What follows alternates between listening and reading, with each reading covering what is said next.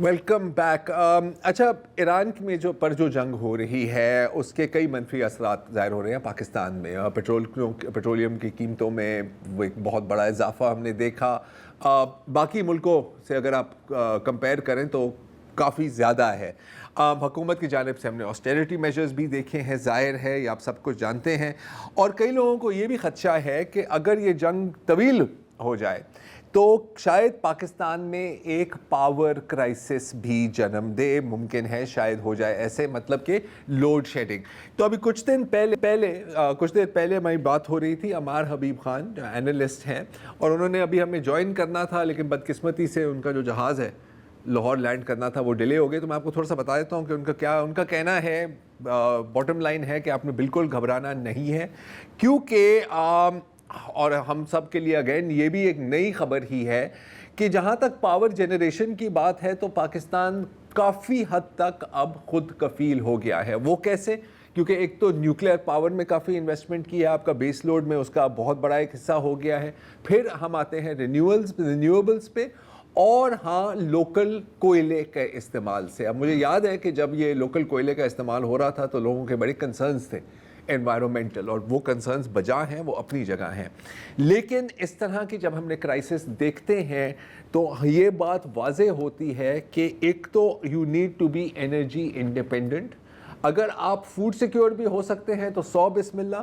And finally جو اگر ایک لیسن ہم نے دیکھا ہے کہ آپ کے پاس مینوفیکچرنگ بیس ہونا لازمی ہے. پاکستان کے پاس مینوفیکچرنگ بیس شاید اتنا نہیں ہے، لیکن اگین ہم دیکھ رہے ہیں کہ اگر کسی چیز نے اس وقت ایران کو بچایا ہوا ہے وہ ایک لوکل ڈومیسٹک مینوفیکچرنگ بیس ہے، جس سے کم از کم وہ اسلحہ تیار کر سکتے ہیں.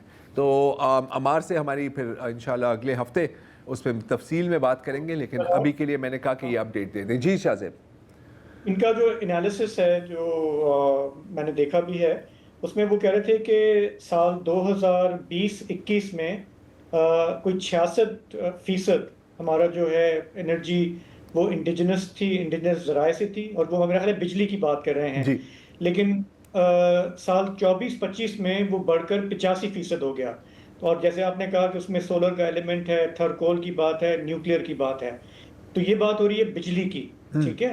اس وقت جو ہم نے دیکھا پچھلے ہفتے جو جیسے 55 روپے فیول بڑھ گیا، ڈیزل اور پیٹرول بڑھ گیا، اس کی بڑی وجہ یہ ہے کہ ہمارا جو ٹرانسپورٹ ہے، جو گاڑیوں کا نظام ہے، وہ جو پیٹرول ہے وہ تو آپ کا سارا امپورٹ ہو رہا ہے، رائٹ. تو اگر یہ جیسے جنگ چل رہی ہے، اپنا ہرمز اگر بلاک رہتی ہے، فی الحال سعودی عرب ہمیں رپورٹ یہ ہوا ہے کہ ہمیں تیل بھیج رہا ہے ایک جہاز ریڈ سی کے ذریعے. فجیرہ سے ہمیں امید تھی کہ یو اے ای وہاں سے ہمیں بھیجے گا کیونکہ وہ گلف آف عمان کے قریب ہے، لیکن اب رپورٹ آئی کہ ایران نے وہاں پہ بھی فجیرہ پہ بھی ایک حملہ کیا ہے. تو ہمارا جو معیشت کی گاڑی جو چل رہی ہوتی ہے ٹرانسپورٹ کے حوالے سے، اس کا تو دار و مدار ہمارا سارا ایکسٹرنل ہی ہے، رائٹ. وہ اس میں اور خلیجی عرب ملکوں پہ ہی ہمارا زیادہ انحصار ہے. اگر وہ سپلائی ڈسٹرپٹ ہوتی ہے تو ملک خدا نخواستہ اسٹینڈ سٹل پہ آ جائے گا. یہ بالکل بات صحیح ہے. اور دیکھیں اس سے بھی نا اگر آپ فیوچر کی پلاننگ کرنا چاہیں، اب آپ صرف اگر دیکھیں کہ پاکستان میں کتنی موٹر سائیکلیں ہیں، وہ کتنا پیٹرول کھاتی ہیں، رائٹ. تو میننگ کہ اگر آپ انرجی میں، پاور میں آپ تقریباً خود کفیل ہیں تو اٹ میکس پرفیکٹ سینس کہ آپ الیکٹرانک وہیکلز پر شفٹ کریں، تاکہ کچھ حد تک یہ مطلب جہاں سے بھی آپ اس ڈپینڈنسی کو ریڈیوس کر سکتے ہیں یہ ضروری ہے کہ آپ کریں. کیونکہ اس جنگ کے بعد بھی اس طرح کی ڈسرپشنز اب شاید میرا خیال ہے ایک طرح سے نیو نارمل ہو جائیں گی.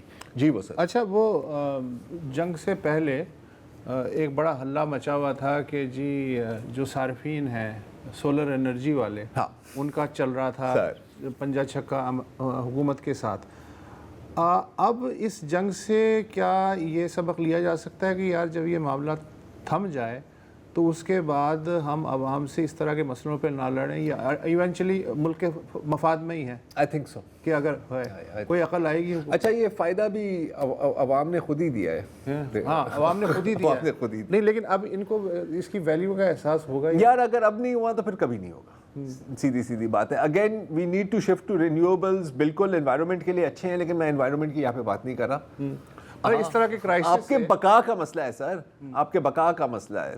تو میں ایک ہی جملے میں کہوں گا کہ سولر بھی ہونا چاہیے اور کوئلہ بھی ہونا چاہیے. ہاں آپ کو جو کرنا ہے آپ کریں. دیکھیں میں آپ کو جرمنی کی مثال دیتا ہوں. ارے ہاں وہ یورپی یونین کے صدر نے کہا ہے کہ ہم سے سب سے بڑی بے وقوفی یہ ہوئی کہ ہم نے جو جوہری توانائی سے بجلی پیدا کرنے کے جو پروجیکٹس تھے وہ فیشن میں آ کے لپیٹ دیے. آج ہمیں احساس ہو رہا ہے. اچھا فرانس نے نہیں لپیٹے, فرانس نے نہیں لپیٹے نا.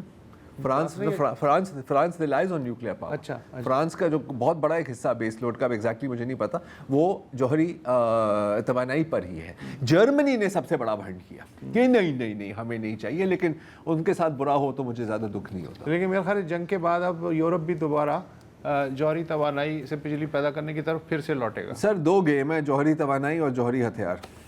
جوہری ہتھیار, ہاں جوہری ہتھیار وہ تو ایران کی. دیکھیں ایران اگر بچ جائے اس جنگ میں اور IRGC وہاں پر رہے, میرا خیال ہے کہ اگلے 2-3 سالوں میں آپ ایک زلزلہ ایکسپیکٹ کر سکتے ہیں کوئی انڈر گراؤنڈ نیوکلیئر ٹیسٹنگ کی. کیونکہ اگر آپ نے ابھی جوہری ہتھیار نہیں بنائے ایران نے تو پھر I think that would be very silly of them. ٹھیک ہے, تو آج کے لیے اتنا ہی. کل فرائیڈے ہے, آپ سے سوال و جواب کی محفل سجے گی. I'm looking forward to it.